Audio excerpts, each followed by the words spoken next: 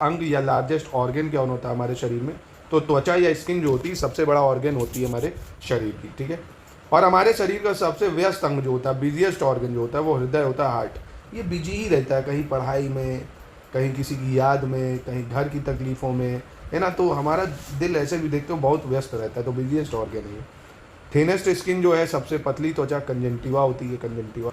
और कंजंक्टिवा क्या होती है? जो आंखों की पुतली के अंदर की नहीं होती है स्किन, उसको बोलते हैं सबसे पतली त्वचा। पूरे शरीर की में हमारे रक्त का आयतन कितना होता है? Volume of blood in human body. तो हमारे पूरे शरीर में 5 से 6 लीटर खून होता है। कितने? 5 से 6 लीटर। और वहीं सामान्य रक्तचाप, नॉर्मल बॉडी ब्लड प्रेशर कितना होता है? 120/80 mmHg, है ना, 120/80, ठीक है। ये बहुत ही इंपॉर्टेंट है। आरबीसी या लाल रक्त कोशिकाओं की संख्या कितनी होती है? Number of red blood cells. तो मेल में होती है 5 से 5.5 मिलियन क्यूबिक mm, और फीमेल में 4.5 से 5 क्यूबिक mm, ठीक है। 4.5 से 5 मिलियन क्यूबिक mm फीमेल में, 5 से 5.5 मिलियन क्यूबिक mm मेल में होती है। लाल रक्त कोशिकाओं का जीवन काल कितना होता है? Number of red blood cells जो फीमेल्स होती हैं, लाइफ एक्सपेक्टेंसी जो होती है आरबीसी को 120 दिन होती है। लाल रक्त कोशिकाओं का जीवन काल 120 दिन होता है। श्वेत रक्त कोशिकाएं जो होती हैं, वाइट ब्लड सेल्स, इनकी जो संख्या होती है वो कितनी होती है? 5000 से 10,000 क्यूबिक mm। कितनी? 5000 से 10,000 क्यूबिक mm होती है।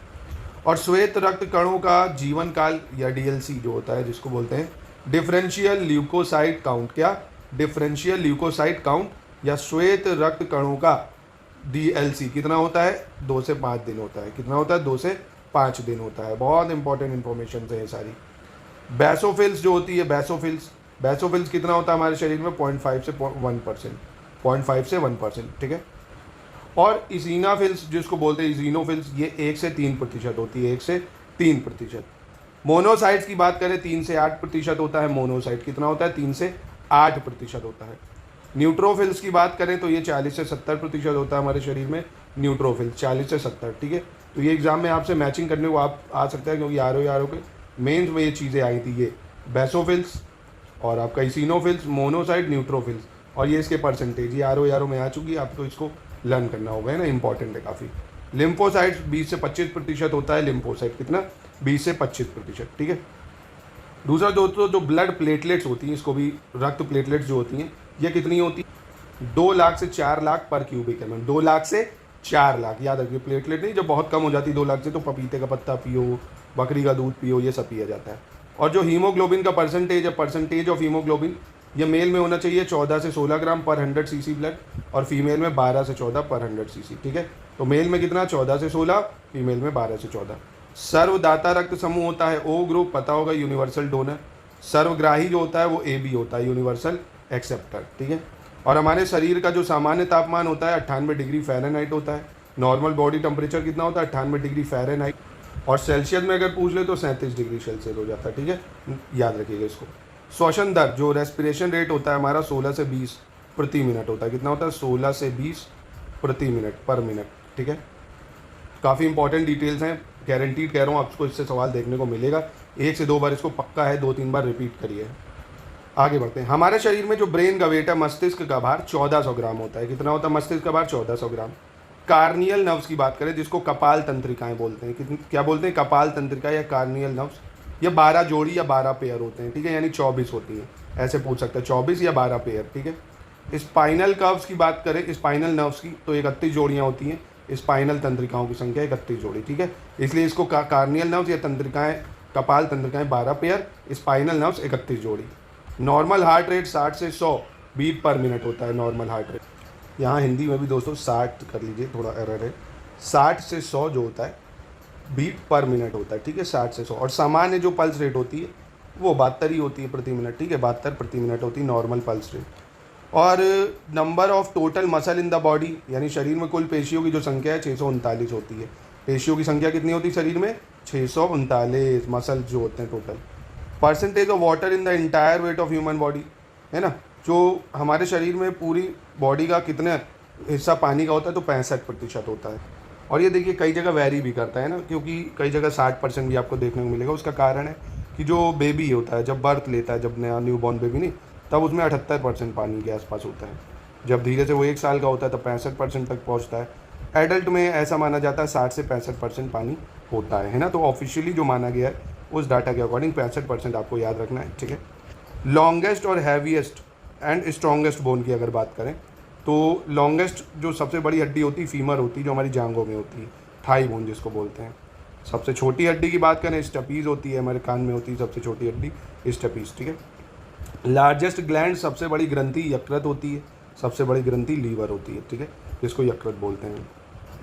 और लार्जेस्ट एंडोक्राइन ग्लैंड या सबसे बड़ी अंतःस्रावी ग्रंथि थायराइड ग्लैंड या थायराइड ग्रंथि होती है, सबसे बड़ी अंतःस्रावी ग्रंथि। लार्जेस्ट सेल की बात करें सबसे बड़ी कोशिका की अगर, तो न्यूरॉन सबसे बड़ा कोशिका होता है, न्यूरॉन। और लार्जेस्ट आर्टरी की बात करें सबसे बड़ी धमनी जो होती है वो एब्डोमाइनल एरोटा, क्या होती है, एब्डोमाइनल एरोटा, हिंदी इंग्लिश दोनों में सेम है। लार्जेस्ट आर्टरी जो वही धमनी होती है एब्डोमाइनल एरोटा।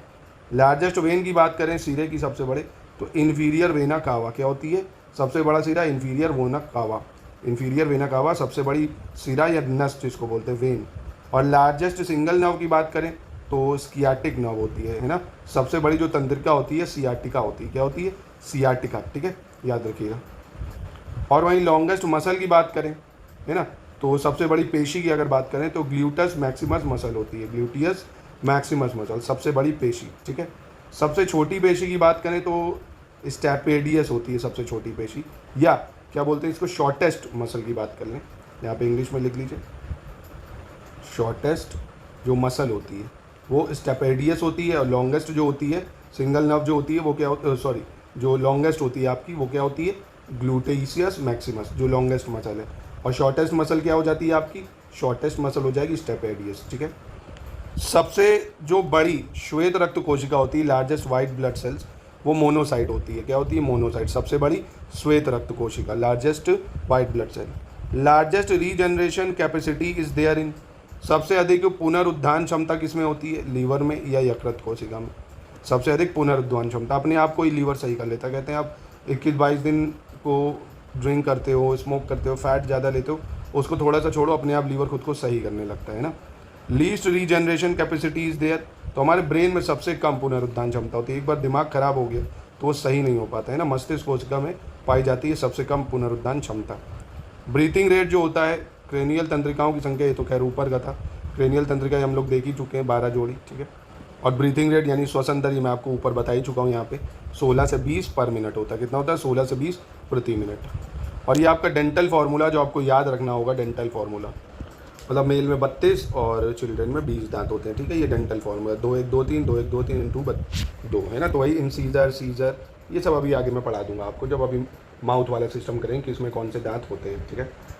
अगला टॉपिक दोस्तों है प्लांट में या प्रमुख तत्व कौन से हैं जिसमें पादप रोग या प्लांट डिसीज़ होती है, ठीक है। जैसे पैडी खैरा डिसीज़, जिसको धान में खैरा रोग बोलते हैं, ठीक है, आपने एग्रीकल्चर में देखा होगा, इस टाइप के प्रश्न पूछे जाते हैं। तो धान में खैरा रोग होता है जिंक की कमी से, किसकी कमी से, जिंक की कमी से, ठीक है।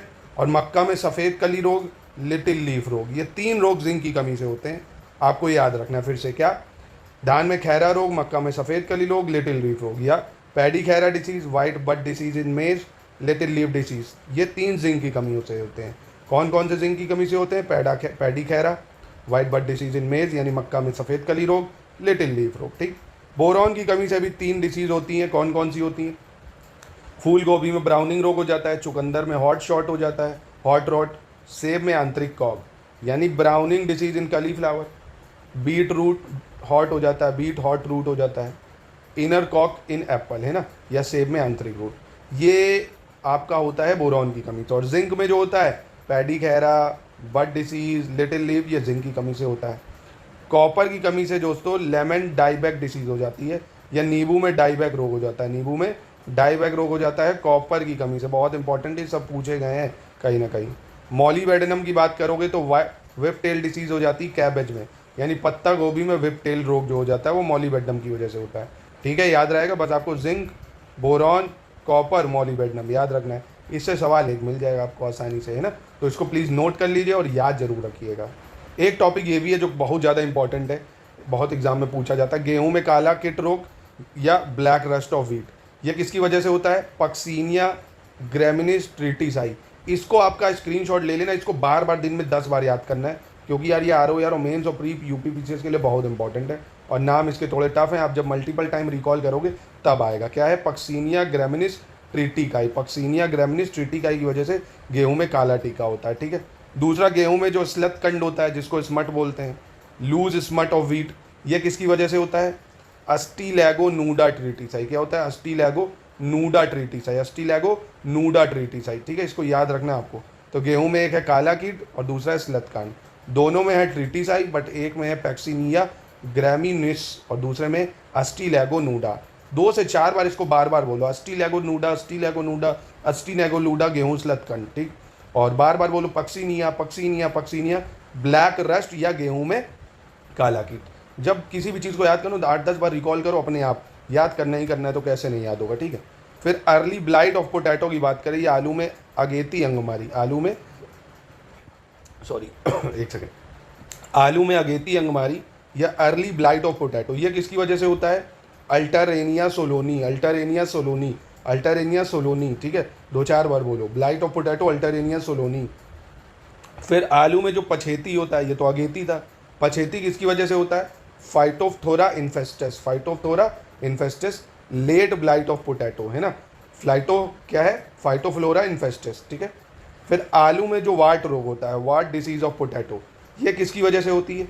सिनकाइट्रियम एंडोबायोटिकम। क्या होती है? सिनकाइट्रियम एंडोबायोटियम, ये वाट डिसीज ऑफ पोटैटो होता है इसमें, या आलू में वाट रोग, सिनकाइट्रियम एंडोबायोटियम। मूंगफली में जो टिक्का रोग हो जाता है वो किसकी वजह से होता है? टिक्का डिसीज ग्राउंडनट में, ये होता है सर्कोस्पोरा पार्सेनोटा, सर्कोस्पोरा पार्सेनोटा, सर्कोस्पोरा पार्सेनोटा, ठीक है। और गन्ने में जो लाल गलन रोग होता है या रेड रूट हो जाती है जो शुगर केन की, वो किसकी वजह से होती है? कोलीटोटाइकम फलेक्टम, कोलीटोटाइकटम फलेक्टम, नाम ऐसा रखे तो मन तो करता है साइंटिस्टों को बहुत मारे, अरे यार शांति से सरल नाम रख देते। कोलीटोटाइकम फलेक्टम याद करना पड़ेगा बार बार बार बार बार बार, ठीक है। धान में जो भूरी पूर्ण चित्ती है, ये किसकी वजह से होता है? Brown leaf spot of rice, ये होता है हेलमिंथोस्पोरियम ओराइजी, हेलमिंथोस्पोरियम ओराइजी। एक बार मैं और इसको बता देता हूँ क्योंकि आप भूल गए होगे, फिर से एक बार देख लेते हैं। गेहूं में काला कीट, पक्सीनिया ग्रेमिनियस ट्रिटिसाई, तो हल्का सा भी याद रख लो, Puccinia graminis, black rust of wheat, Puccinia graminis. फिर लूज स्मट ऑफ व्हीट या गेहूं में स्लत या स्मट जो होती है वो किसकी वजह से होती है? अस्टलीगो नूडा, अस्टलीगो नूडा, अस्टलीगो नूडा। आलू में अगेती अंगमारी या अर्ली ब्लाइट पोटैटो, ये अल्टरेनिया सोलोनी की वजह से, अल्टरेनिया सोलोनी। और पछेती रोग जो होता है अंगमारी, पछेती अंगमारी या लेट बाइट ऑफ पोटैटो, ये होती है आपकी किसकी वजह से? Phytophthora infestans, Phytophthora infestans. आलू में वाट रोग की बात करो अगर, वाट डिसीज ऑफ पोटैटो, ये सिंथ्रियम एंडोबायोक्टियम, सिंथ्रियम एंडोबायोक्टियम। मूंगफली में टिक्का रोग की बात करो तो सर्कोस्पोरा पार्सिनोटा, क्या होता है? Cercospora personata, tikka disease of groundnut. गन्ने में लाल गलन रोग, ये किसकी वजह से होता है? Red root of sugar cane, ये होता है कोलीटोटाइकम फलेक्टम, कोलीटोटाइकम फलेक्टम। धान में भूरी पर्ण चित्ती या brown leaf spot of rice, ये हेलमिंथोस्पोरियम, क्या है? हेलमिंथोस्पोरियम। आई होप अब आपको याद हो गया होगा। तो ये था दोस्तों साइंस का आज का लेक्चर, थोड़ा